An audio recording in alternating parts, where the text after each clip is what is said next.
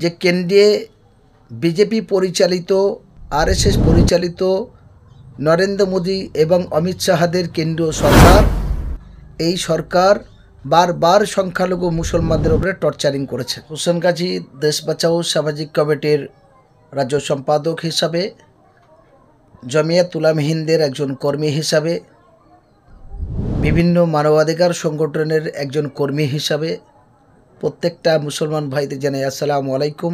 হিন্দু দলিত আদিবাসীদের প্রতি জানাই আন্তরিক শুভেচ্ছা ও ধন্যবাদ। বিশেষ করে প্রত্যেকটা মসজিদের ইমাম ভাইদের কাছে এবং মুয়াজ্জিন সাহেবদের কাছে, মুফতি সাহেবদের কাছে, কারি সাহেবদের কাছে, প্রত্যেকটা ইমানদার মমিন মুসলমানদের কাছে আমি হোসেন গাজী দু হাত জোর করে করজোরে আবেদন রাখছি। ইতিপূর্বে আপনারা জেনেছেন যে কেন্দ্রে বিজেপি পরিচালিত আরএসএস পরিচালিত নরেন্দ্র মোদী এবং অমিত শাহদের কেন্দ্রীয় সরকার এই সরকার বারবার সংখ্যালঘু মুসলমানদের উপরে টর্চারিং করেছে। এখন মুসলমানদের মাদ্রাসা, মসজিদ, গোরস্থান, খানকা ইত্যাদি নিয়ে টানাটানি করেছে, ঈদগাহ মাঠ এই সমস্ত নিয়ে টানাটানি শুরু করেছেন।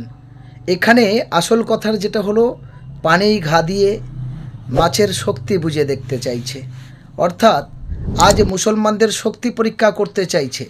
আমরা যদি সত্যিকারের ইমানদার বলে দাবি করি, আমরা যদি মমিন মুসলমান বলে দাবি করি, আমরা যদি সত্যিকারের আল্লাহর উম্মত, আমরা মুসলমান, আমার মধ্যে হাকিকাত ইমান আছে, আমি মুসলমান বলে যদি দাবি করে থাকি, সে আমি হেজবুল্লাহ হই, আমি তবলিগ হই, আমি আজান গাজী হই, আমি আল হাদিস হই, আমি অন্য কোনো যে কোনো সিলসিলা বা যে কোনো মাযহাবের মানুষ হই না কেন, এবং কে তৃণমূল করবে, কে সিপিএম করে, কে কংগ্রেস করবে, কে আইএসএফ করবে, কে আদার্স দল করবে, সেটা তার ব্যক্তিগত ব্যাপার।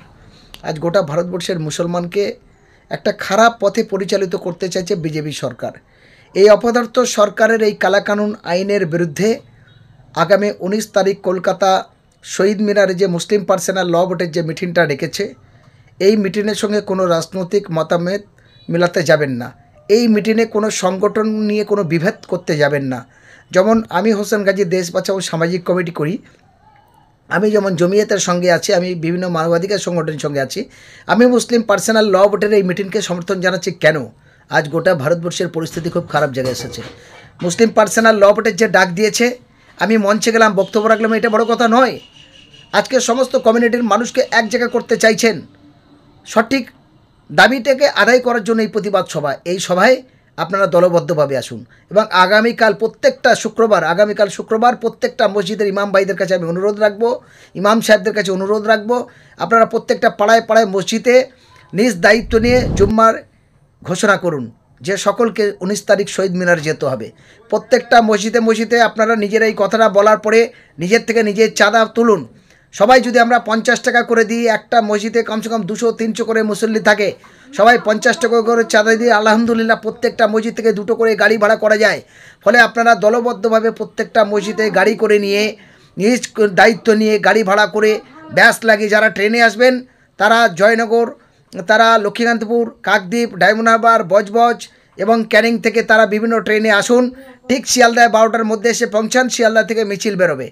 তার সাথে সাথে উত্তর 24 পরগনা এবং নদিয়া, অন্য ডিস্ট্রিক্ট থেকে যারা আসবে, ডানকুনি, তারাও একইভাবে শিয়ালদা এবং হাওড়ায় থেকে নেমে মিছিল